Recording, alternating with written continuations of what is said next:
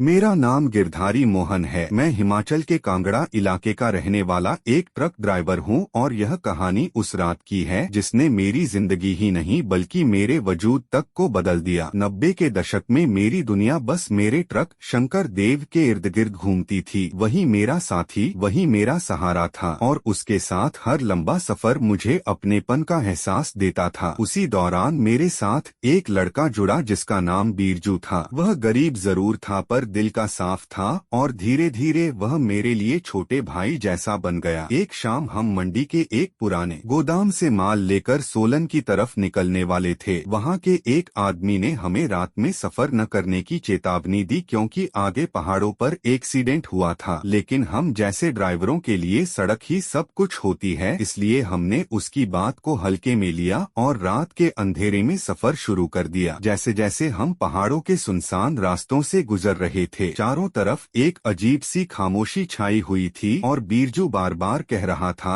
कि यह रास्ता शापित है, यहाँ रात में कुछ और भी चलता है। लेकिन मैंने उसकी बात को मजाक में उड़ा दिया। कुछ दूर आगे जाकर हमें पता चला कि हाईवे पर काम चल रहा है और रास्ता बंद है। तब बीरजू ने सुझाव दिया कि हम जंगल के रास्ते से शॉर्टकट ले सकते हैं। मन में हल्का डर होते हुए भी हमने ट्रक उस संकरे रास्ते पर मोड़ दिया। जंगल का माहौल बेहद डरावना था। पेड़ों की परछाइयां अजीब आकृतियों जैसी लग रही थीं और ऐसा लग रहा था जैसे कोई हमें देख रहा हो। तभी बीरजू ने अचानक चिल्लाकर मुझे रोका और कहा कि उसने पीछे कुछ देखा है। जब वह टॉर्च लेकर नीचे उतरा तो उसे महसूस हुआ कि किसी ने उसके कंधे पर हाथ रखा है। वह घबराकर तुरंत ट्रक में वापस आ गया और उसकी हालत देखकर मुझे भी एहसास होने लगा कि कुछ ठीक नहीं है। हम तेजी से वहां से निकलने लगे, लेकिन अब हमें बार बार ऐसा महसूस हो रहा था कि कोई हमारे पीछे चल रहा है। थोड़ी देर बाद हमें एक सुनसान ढाबा दिखा जहां हम रुके।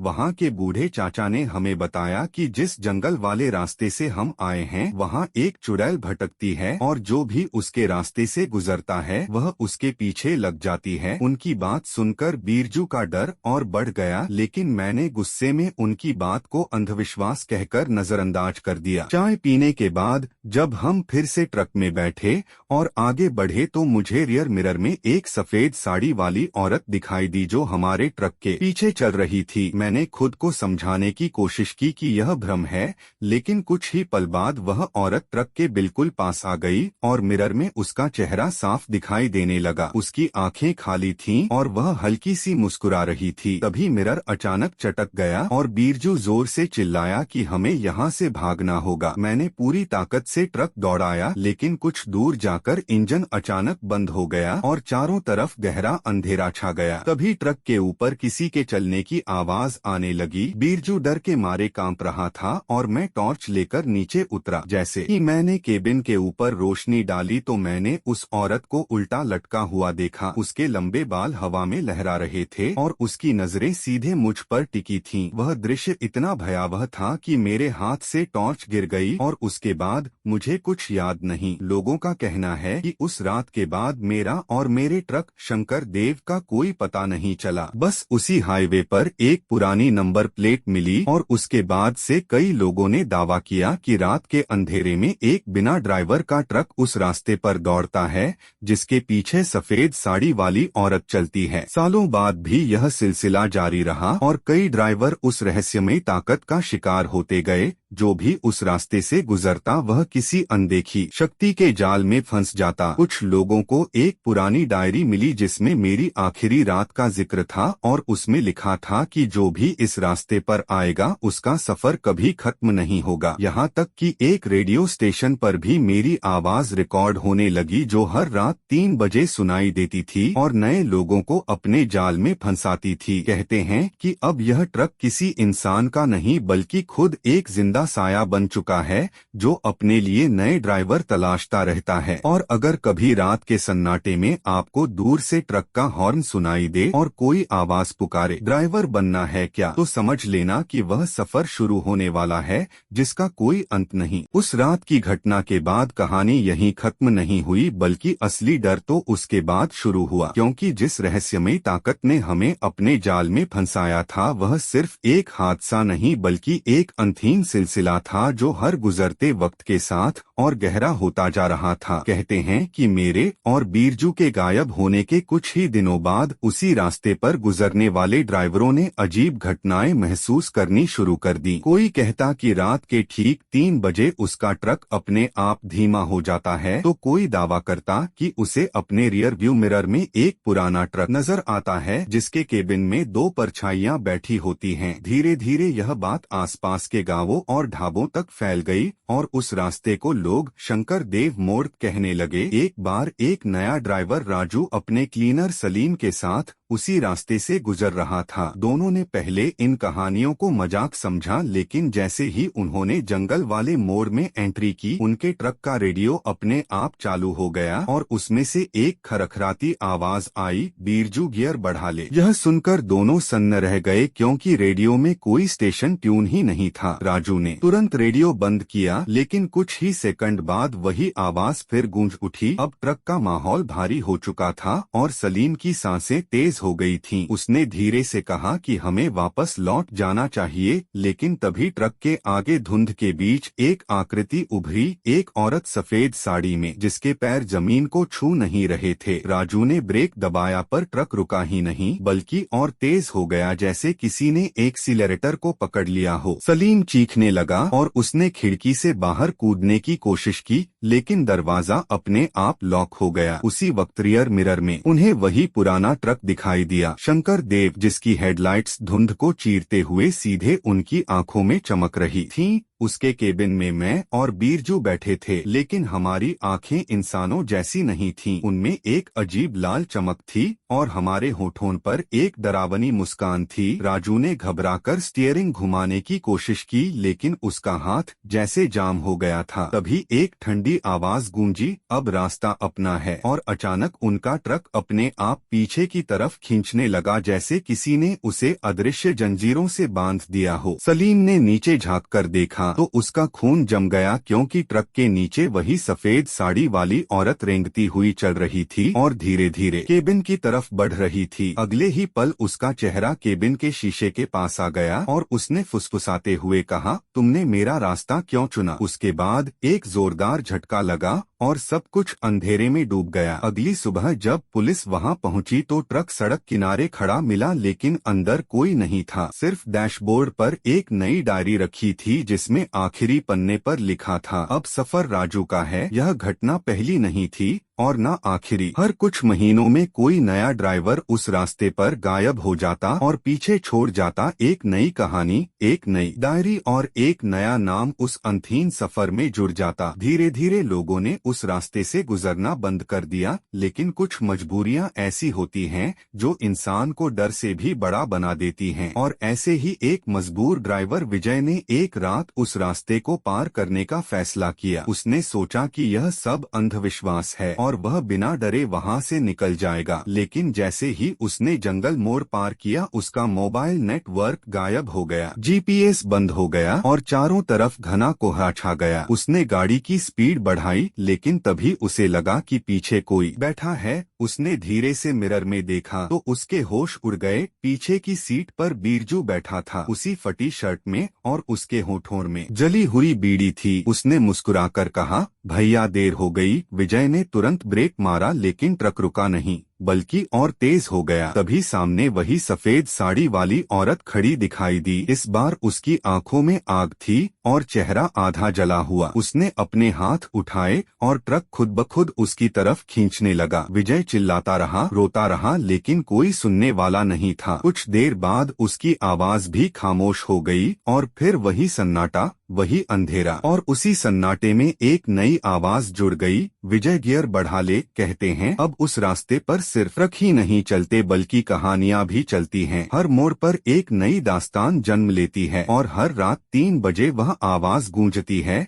जो नए लोगों को बुलाती है। कई लोगों ने दावा किया कि अगर आप उस वक्त ध्यान से सुने तो आपको कई आवाजें एक साथ सुनाई देंगी, मेरी, बीरजू की और उन सभी की जो उस रास्ते का हिस्सा बन चुके हैं। और सबसे डरावनी बात यह है कि यह सिलसिला कभी खत्म नहीं होता, क्योंकि हर कहानी के बाद एक नया नाम जुड़ जाता है और वह डायरी के पन्नों में कैद हो जाता है। कहते हैं अगर कभी आपको किसी सुनसान हाईवे पर एक पुराना ट्रक दिखे जिसकी हेडलाइट्स बिना वजह जल रही हो और उसके आसपास अजीब सी ठंड महसूस हो तो कभी उसके पास मत जाना, क्योंकि हो सकता है वह शंकर देव हो जो अपने अगले ड्राइवर का इंतजार कर रहा हो। और अगर गलती से भी आपने उसकी तरफ देख लिया तो शायद अगली कहानी में नाम आपका होगा, क्योंकि उस रास्ते का एक ही नियम है, जो एक बार उसमें फंस गया उसका सफर कभी खत्म नहीं होता। उस खौफनाक सिलसिले के बाद भी कहानी थमी नहीं बल्कि और भी गहरी होती चली गई, क्योंकि अब यह सिर्फ एक सड़क या एक ट्रक की बात नहीं रह गई थी, बल्कि यह एक ऐसा श्राप बन चुका था जो समय के साथ फैलता जा रहा था। कई साल बीत गए लेकिन शंकर देव और उस सफेद साड़ी वाली औरत की दास्तान लोगों के दिलों में जिंदा रही। कुछ लोग इसे अंधविश्वास मानते रहे तो कुछ ने इसे अपनी आंखों से देखने का दावा किया, लेकिन असली डर तब सामने आया जब एक सरकारी जांच टीम को इस रहस्य की तह तक जाने के लिए भेजा गया। उस टीम में एक इंस्पेक्टर, 2 कांस्टेबल और एक तकनीकी एक्सपर्ट शामिल थे। उन्होंने ठान लिया था कि वे इस रहस्य का अंत करके रहेंगे। रात के करीब 2:30 बजे वे उसी जंगल मोड़ के पास पहुंचे। उन्होंने कैमरे,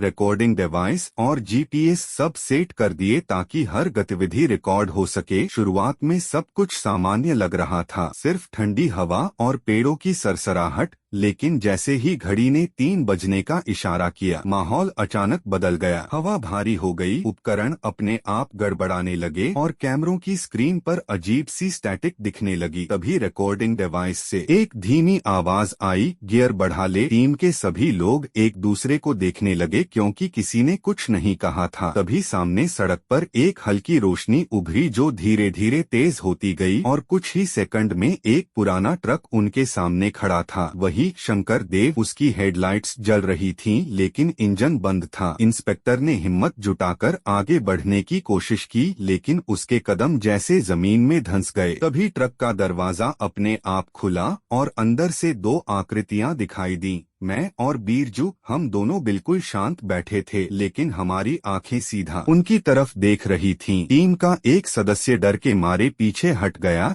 लेकिन तभी उसके पीछे किसी ने फुसफुसाकर कहा, अब तू भी आ गया। वह पलटकर देखता, उससे पहले ही उसका चेहरा सफेद पड़ गया, क्योंकि उसके ठीक पीछे वही औरत खड़ी थी। उसकी आंखें इस बार पूरी तरह काली थीं और उसके चेहरे पर एक भयानक मुस्कान थी। अचानक सारे कैमरे बंद हो गए और चारों तरफ अंधेरा छा गया। कुछ सेकंड बाद सिर्फ चीखों की आवाज सुनाई दी और फिर सब कुछ शांत हो गया। अगली सुबह जब बैकअप टीम वहां पहुंची तो उन्हें कोई इंसान नहीं मिला, सिर्फ जमीन पर पड़े कुछ टूटे हुए उपकरण और एक नई डायरी जिसके पहले पन्ने पर लिखा था, सच जानने आए थे अब कहानी बन गए। इस घटना के बाद सरकार ने उस रास्ते को पूरी तरह बंद कर दिया। वहां बैरिकेड लगा दिए गए और लोगों को सख्त मना किया गया कि कोई भी उस इलाके के पास न जाए। लेकिन कहते हैं कि श्राप दीवारों या बंद रास्तों से नहीं रुकते। कुछ महीनों बाद आसपास के गांवों में अजीब घटनाएं होने लगी। रात के समय लोगों को ट्रक के हॉर्न की आवाज सुनाई देती, जबकि वहां कोई सड़क भी नहीं थी। कुछ लोगों ने अपने घरों के बाहर पुराने टायरों के निशान देखे जो अचानक आकर गायब हो जाते थे। और सबसे डरावनी बात यह थी कि कुछ घरों में लोगों को सुबह उठने पर अपने दरवाजे के पास एक जली हुई बीड़ी और एक कागज का टुकड़ा मिलता जिस पर लिखा होता, अगली बारी तुम्हारी है। धीरे धीरे यह साफ हो गया कि अब वह श्राप सिर्फ उस जंगल तक सीमित नहीं रहा बल्कि आसपास के इलाकों में भी फैल चुका है। एक बार एक युवक रवि, जो इन कहानियों को झूठ मानता था, उसने अपने दोस्तों के साथ उस जगह पर जाने का फैसला किया। वे रात के समय वहां पहुंचे और मजाक करते हुए वीडियो बनाने लगे। शुरुआत में उन्हें कुछ नहीं दिखा और वे हंसने लगे। तभी उनके कैमरे की स्क्रीन पर एक अजीब सी आकृति दिखाई दी जो उनकी आंखों से छुपी हुई थी। जब उन्होंने पीछे मुड़कर देखा तो वहां कुछ नहीं था, लेकिन कैमरे में वह आकृति साफ दिख रही थी। एक औरत सफेद साड़ी में। धीरे धीरे वह उनके करीब आती जा रही थी। अचानक उनके मोबाइल एक एक करके बंद होने लगे और चारों तरफ घना अंधेरा छा गया। रवि ने घबराकर चिल्लाया, लेकिन उसकी आवाज जैसे हवा में खो गई। तभी दूर से ट्रक के इंजन की आवाज आई, धीमी भारी और डरावनी। कुछ ही पलों में हेडलाइट्स उनके सामने आकर रुक गई। इस बार ट्रक पहले से भी ज्यादा खौफनाक लग रहा था। उसके बॉडी पर पुराने खून के धब्बे थे और उसके शीशों में कई चेहरों की परछाइयां झलक रही थीं। रवि ने भागने की कोशिश की लेकिन उसके पैर जैसे जाम हो गए। तभी ट्रक के अंदर से एक आवाज आई, वीडियो बना रहा था ना, अब खुद बन जा कहानी। और फिर एक तेज रोशनी के साथ सब कुछ गायब हो गया। अगली सुबह गांव वालों को वहां सिर्फ एक कैमरा मिला जिसमें आखिरी रिकॉर्डिंग में सिर्फ एक चीज कैद थी, रवि का डर से भरा चेहरा और उसके पीछे धीरे धीरे उभरती हुई वह औरत। इसके बाद से लोगों ने उस जगह का नाम लेना भी बंद कर दिया। लेकिन कहते हैं कि कहानी अभी भी खत्म नहीं हुई, क्योंकि हर रात 3 बजे कहीं ना कहीं वह ट्रक जरूर दिखाई देता है और जो भी उसकी आवाज सुन लेता है वह धीरे धीरे उस सफर का हिस्सा बन जाता है। कुछ लोग कहते हैं कि अगर आप बहुत ध्यान से सुने तो आपको कई आवाजें एक साथ सुनाई देंगी, मेरी, बीरजू की और उन सभी की जो उस श्राप में फंस चुके हैं। और शायद किसी दिन जब कोई इस पूरी कहानी को पूरा सुन लेगा तो वह भी उस डायरी का एक नया पन्ना बन जाएगा, क्योंकि शंकर देव